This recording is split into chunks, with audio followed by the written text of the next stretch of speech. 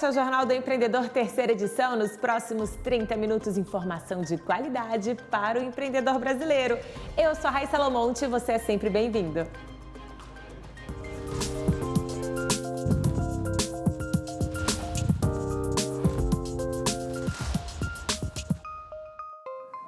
Começa hoje a consulta ao terceiro lote de restituição do imposto de renda. Vão ser 5,5 milhões de contribuintes beneficiados.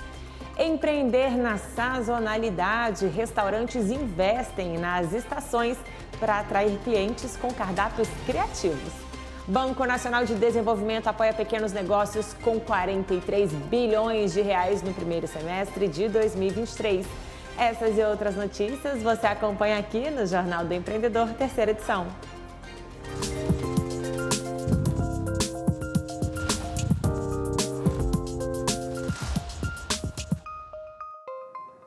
Olha, as mudanças das estações do ano podem ser um bom negócio para quem trabalha com comida. Muitos restaurantes usam a sazonalidade para atrair os clientes com novos cardápios. Acompanhe na reportagem do Márcio Fontinelli. Quando a gente mistura uma boa dose de criatividade com uma pitada de inovação e sabores da estação, o resultado só pode ser esse: um prato cheio. No mundo dos negócios, a sazonalidade pode ser um bom caminho para garantir um faturamento alto. No nosso mercado de comida, a gente tem muita dificuldade com o CMV, que é o custo de mercadoria vendida, Então, dentro disso, a nossa grande fórmula de estar ganhando dinheiro, de estar trazendo retorno para casa, é trabalhar em cima da sazonalidade, Porque a sazonalidade, além de trazer produtos mais frescos para os nossos clientes, elas também trazem um valor menor na nossa compra, Então ele é bom para todo mundo. Um exemplo é o restaurante do Matheus. Quando ele pensou no diferencial do cardápio, decidiu aproveitar os ingredientes da estação, especialmente do Cerrado, já que o empreendimento fica na capital do país. Com relação às vantagens, você tem sempre um cardápio novo, que você sempre está inovando, criando coisas novas, seus clientes sempre vão gostar, porque você está sempre trazendo novas coisas para eles. E também no caso da compra, Quando você está comprando ele mais barato devido àquela fruta ou aquele legume estar em maior quantidade naquela época. O menu está sempre mudando. Matheus criou até um nome para ele: Horta do Dia. E essa é a garantia de que até os clientes mais fiéis sempre terão uma experiência nova. A aposta do momento é o ceviche de manga. O que a gente botou aqui hoje foi cebola, salsinha, um pouco de tomate, pimentão e a manga cortada em cubos, Dentro disso, a gente faz um caldinho de legume, um pouquinho de pimenta da casa, sal e mais nada. Em cima vai um chipzinho de batata doce. Essa entrada faz parte de um buffet, onde o cliente paga em média R$ 35,00 e pode comer várias opções. Por mês, o restaurante do Matheus recebe em torno de 2.400 pessoas. E o ticket médio gira em torno de R$ 60,00. Sem dúvida, trabalhar com produtos sazonais é um desafio que exige adaptação em períodos curtos. Mas, quando se trata de lucro, vale a pena. O desafio é porque você sempre tem que estar trocando de cardápio, então você sempre tem que estar trabalhando em cima disso, fazendo novas fichas técnicas, trabalhando em cima de produtos que estão sempre mudando. Então é sempre bom no cardápio você ter um lugar onde você vai conseguir sempre dar uma rotatividade para ele. Você conseguir sempre estar englobando essa parte de frutas, legumes sazonais, dentre outras coisas. Com planejamento e foco, apostar na sazonalidade pode ser um caminho do sucesso no ramo de restaurantes, que conta com mais de 1 milhão de empreendimentos em funcionamento no Brasil. Para mim vale a pena devido a você conseguir compras mais baratas, devido à sazonalidade dos produtos e tanto com o frescor da comida que sempre vai estar ali com produtos que estão naquela época, tanto para o nosso cliente com a criação de novos produtos dentro da nossa casa. E o Brasil recebeu mais de 3 milhões de turistas estrangeiros no primeiro semestre. O número representa 92% do total que o país recebeu durante todo o ano de 2022. Boa parte dos turistas veio da Argentina, seguida dos Estados Unidos e do Paraguai. No acumulado do ano, os visitantes já injetaram cerca de 13 bilhões de reais na economia brasileira, quase 36% a mais do que no ano passado. Os dados são de um levantamento do Ministério do Turismo, Embratur e da Polícia Federal. E olha, o BNDES apoiou os pequenos negócios com 43 bilhões de reais no primeiro semestre de 2023. Foram 18,9 bilhões de reais aprovados em empréstimos e financiamentos para micro, pequenas e médias empresas. O resultado representa uma alta de 53% em relação ao mesmo período do ano passado. No total, foram 71 mil operações de crédito, realizadas por 46 instituições financeiras. O valor foi destinado à aquisição de máquinas e equipamentos, projetos de investimento e capital de giro. E a maior parte dos pedidos de falência no semestre veio de pequenos negócios. Dos 546 requerimentos de falência registrados entre janeiro e junho, 303 foram de micro e pequenas empresas. Por setor, os serviços tiveram a maior parcela, com 220. O indicador teve um aumento de 36,2% na comparação com o mesmo período de 2022. Já os pedidos de recuperação judicial subiram aí 52% e também tiveram a liderança das micro e pequenas empresas. Os dados são da Serasa Experian. Desenvolver um negócio leva tempo, dinheiro e muitas vezes apoio. O iFood, gigante delivery de alimentos, tem projetos para ajudar startups pelo Brasil. A repórter Camila Xavier conversou com o Marcos Gurgel, que é o gerente de inovações do iFood, sobre esse trabalho. Ele foi um dos palestrantes do Espírito Santo Innovation Experience, promovido pelo Sebrae Capixaba, que a gente vai acompanhar agora. Olá, empreendedores. Eu sou Camila Xavier, estou aqui com Marcos Gurgel, diretor de inovação do iFood. Nós estamos no Espírito Santo Innovation Experience, que é promovido pelo Sebrae Capixaba.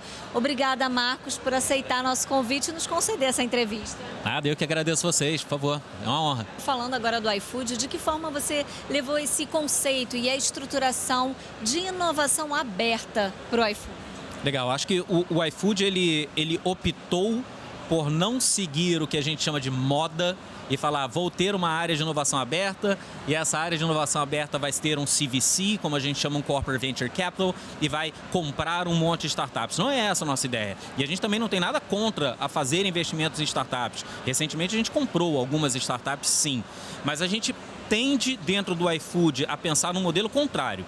O empreendedor hoje que quer construir alguma coisa, ele consegue encontrar dentro do iFood muito mais do que recurso, do que dinheiro, do que isso ele eventualmente consegue no mercado, como a gente pode dizer, num venture capital e alguma outra forma. O que ele encontra hoje dentro do iFood são clientes, ele encontra mentores, ele encontra sistemas e tecnologia que podem ajudar ele a desenvolver a empresa ou a startup dele de uma maneira diferente do que a gente só fazer o investimento dentro da startup. E falando aí, né, de inovação, criatividade, que a gente vê que fazem parte do teu dia a dia, qual que é a importância desse tema para os pequenos negócios e startups que estão surgindo hoje?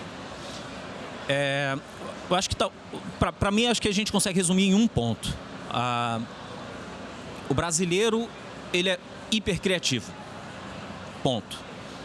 O brasileiro, ele tem um potencial de inovação e um sistema que consegue subsidiar o processo de inovação muito bom. O que o pequeno empreendedor precisa e pode, talvez, ter uma atenção maior é não confundir a ideia com o negócio. Entre um e outro, existe uma etapa de execução, de tirar a ideia do papel, que é muito grande.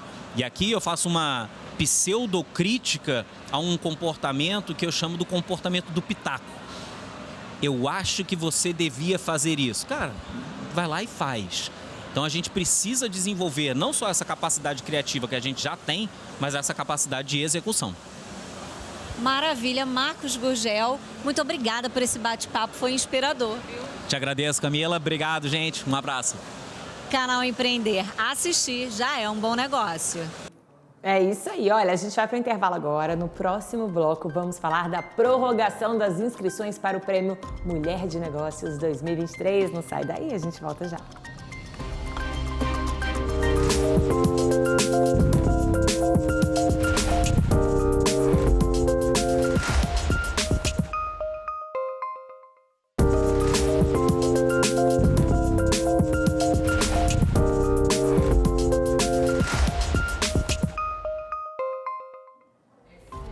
Já estamos de volta com o seu Jornal do Empreendedor, terceira edição. E olha, já está disponível para consultas o terceiro lote de restituição do imposto de renda. São 7 bilhões de reais para restituir 5 milhões e meio de contribuintes. A maioria tem prioridade de recebimento, ou seja, entre 80 e 60 anos de idade. Também foram contemplados nesse terceiro lote 1,5 milhão de contribuintes não prioritários que entregaram a declaração até o dia 23 de março. A consulta pode ser feita na página da Receita Federal na internet.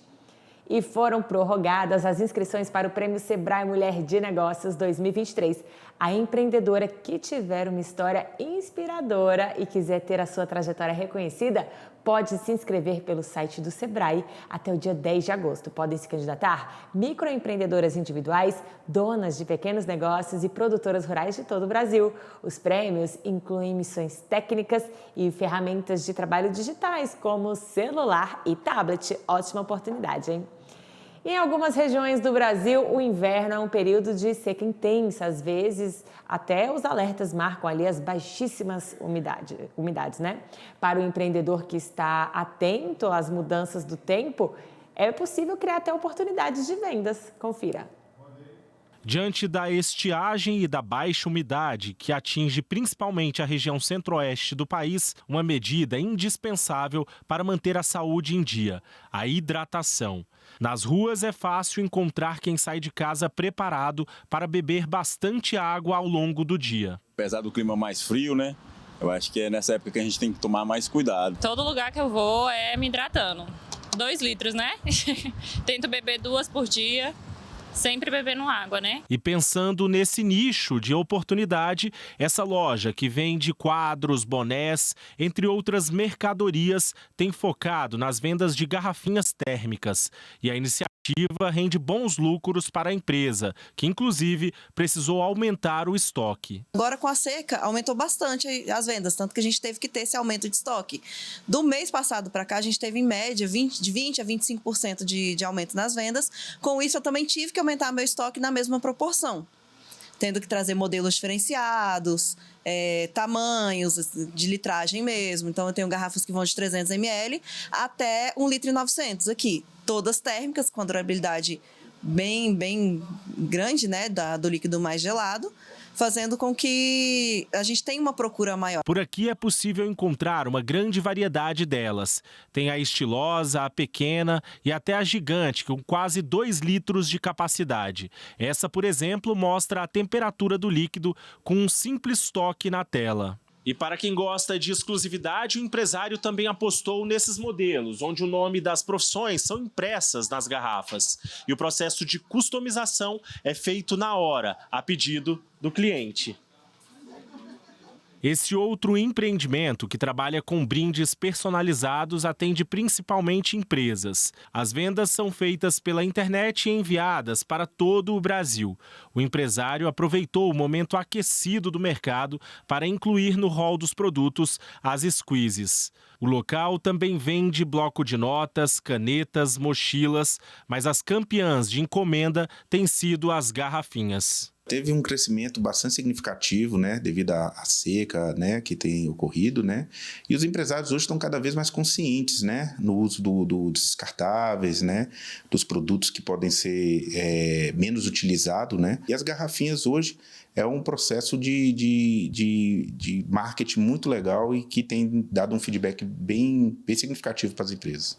É isso aí, tem que aproveitar as estações, hein, para faturar bem. E olha, em tempos de juros altos, as cooperativas de crédito podem ser uma saída para o empreendedor que está devendo na praça.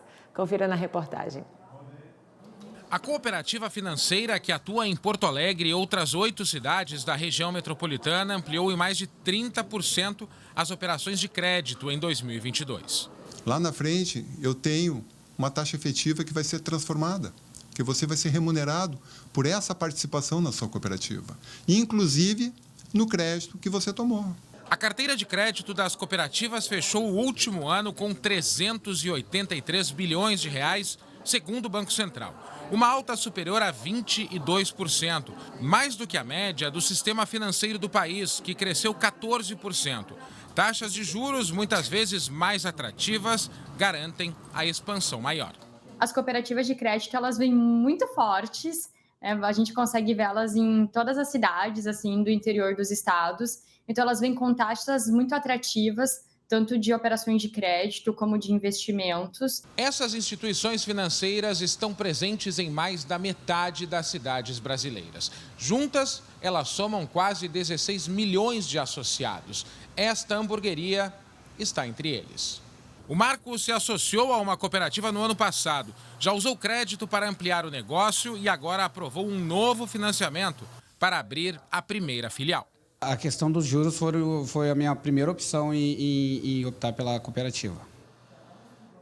E olha, a transformação tecnológica é a maneira mais óbvia de promover mudanças nos mercados. A China é referência em tecnologia e os principais fatores para essa posição foram a competitividade do mercado, a mão de obra qualificada e uma legislação adequada. A gente conversou com um dos precursores aí do mercado brasileiro de e-commerce e ele foi um dos palestrantes no Espírito Santo Innovation Experience. Vamos conferir. Para a gente começar, quais foram os fatores que aceleraram a ascensão tecnológica da China, que servem aí de referência para o mundo todo? Acho que tem alguns fatores importantes. Um é a própria competitividade do mercado, eles sempre estão buscando novas oportunidades. Isso facilita o surgimento de empreendedores, pessoas que querem inovar, fazer diferente. Outro é você ter uma estrutura onde tem muita mão de obra qualificada, ligada à tecnologia, então programadores, cientistas da computação, etc. Somado a isso, o capital, somado a isso, uma classe média pujante que consome e dá espaço e dá mercado, tem demanda e, obviamente, também ter toda a condição de governo, de legislação, etc., para que o governo chinês tenha apoio para o mercado e a China tenha se desenvolvido e chegado ao estágio atual. Sim, você trabalhou também aí na aceleração de negócios do AliExpress, Kauai. Conta pra gente como é que foi o desenvolvimento dessas grandes empresas chinesas. As empresas chinesas, quando elas internacionalizam, elas buscam entender melhor o mercado local, se adequar. E não necessariamente ela entende de cara. Então é um processo. Até porque a gente sempre fala, né, o mercado brasileiro não é para amadores, né? Ela tem muitas características e dificuldades. Então, uma das nossas principais obrigações nesse caso é explicar o que é o Brasil, abrir as portas, conectá-los. E não só essas grandes empresas, como também pequenas startups e até empreendedores, quando vêm, precisam desse apoio e essa é a nossa missão. Sim, e os chineses têm focado cada vez mais, né, nessa transformação digital. O que a gente pode esperar do futuro, hein? Acho que a gente pode esperar alguns modelos onde se utilizam muitos dados, muitas informações dos usuários para que isso potencialize mais negócio. E esse é um dos conceitos muito importantes no mercado chinês.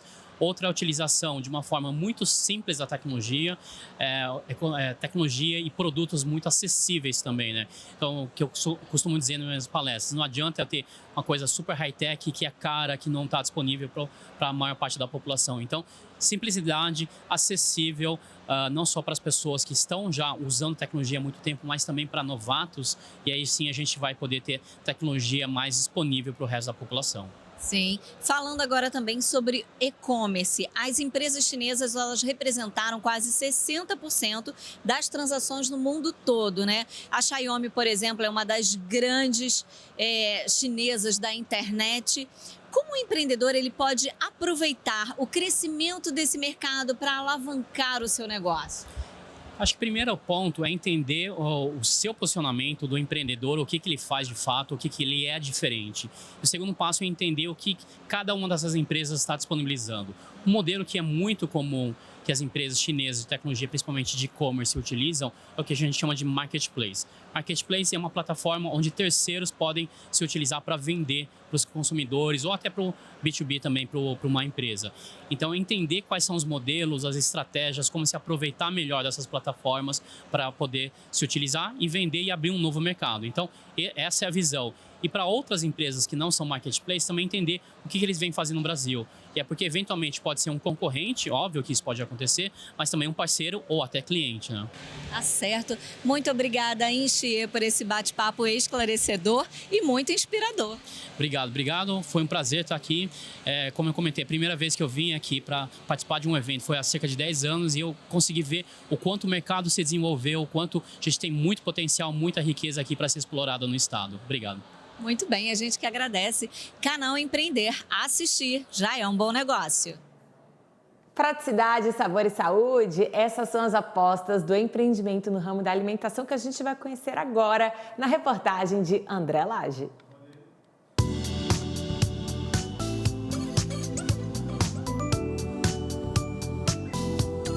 A loja da Maria da Conceição comercializa risotos de vários sabores. Tem de alho poró, tomate, mas a especialidade por aqui são os de cogumelos, shiitake e de shimeji. Os alimentos orgânicos são vendidos nessas embalagens que servem até 2 porções. O nosso alimento, a nossa mistura prática, né, ela é uma mistura de grãos, vegetais e cogumelos. Então, nos risotinhos, por exemplo, eu tenho o arroz, o caldo já desidratado, que são a partir dos vegetais desidratados, a gente tritura para formar o caldo, os temperos, e aí o ingrediente principal, que pode ser ou cogumelo ou vegetais, ou uma mistura dos dois. Então, eu busco as receitas que sejam equilibradas, que possam ser saudáveis, e faço essas misturas, embalamos, e aí pronto para vocês. O empreendimento que preza por alimentos saudáveis foi tão bem aceito no mercado que a empresária passou a comercializar outras receitas. Entraram para o cardápio sopas de vários sabores, cogumelo no azeite, caponata com shiitake, entre outras refeições. E tudo isso começou em 2017, quando a proprietária buscou ter uma vida mais saudável. A gente foi entender, viu aí um negócio que poderia dar certo, que é essa alimentação saudável, não só para nós consumirmos, mas para levar para as outras pessoas também. A principal, assim, nós iniciamos com a produção dos cogumelos, porque a gente queria uma vida mais saudável, que fosse mais dentro dessa vida de alimentos mais frescos, mais saudáveis, que pudessem trazer mais nutrientes do que simplesmente uma alimentação. Então, a gente se apaixonou pelos benefícios do cogumelo e fomos vendendo em feiras, em eventos. A gente fez também uma assinatura, né? Um programa de assinatura de cogumelos. Com o passar do tempo, as pessoas foram nos pedindo receitas e formas de consumir, de conservar. Aí a gente foi pesquisar e encontrou no processo de desidratação uma forma de manter esses nutrientes, né, de forma a ficar mais tempo, né, preservá-los por mais tempo, e fomos estudando. A gente começou com um único produto e hoje tem risotos, sopas, conservas, sempre nessa procura de ser um equilíbrio saudável e prático para todo mundo. O segredo do sucesso está na parceria com produtores locais. Os ingredientes frescos são colhidos no dia em propriedades do Distrito Federal. Depois, os alimentos são colocados nessa máquina desidratadora, onde ficam por 8 a 12 horas. Depois, eles são preparados, embalados e prontos para comer. A empresa, chamada Chef Bricot, vem do termo francês bricolage, que na tradução livre significa faça você mesmo. Essa é justamente a proposta, comercializar produtos de fácil preparo.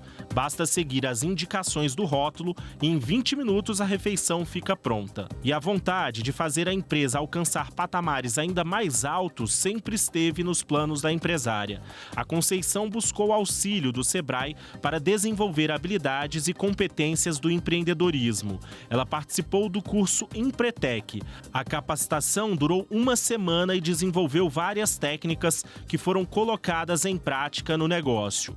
Além disso, por meio de outra capacitação da instituição, realizada de julho a dezembro do ano passado, o empreendimento entrou para o mundo da internet. A partir daí, a loja passou a comercializar para todo o país. Além das vendas online na loja, a empresária participa de eventos como a Agro Brasília e a Festa do Morango, em Braslândia. Além disso, a cada 15 dias no Parque da Cidade, na feira promovida pela Emater, é possível saborear o cardápio do restaurante Chef Bricot. A gente está nesse novo espaço exatamente porque a gente vê capacidade da gente poder expandir o mercado, não só local, mas também para todo o Brasil. A intenção nossa é continuar nesse investimento, né? E sempre aprimorando os sabores para poder garantir essa expansão e esse crescimento. É um negócio promissor, muito promissor. Com certeza essa expansão vem. E o Jornal do Empreendedor, 3ª edição, fica por aqui. Muito obrigada pela sua companhia nesse início de semana. Até amanhã. Tchau, tchau.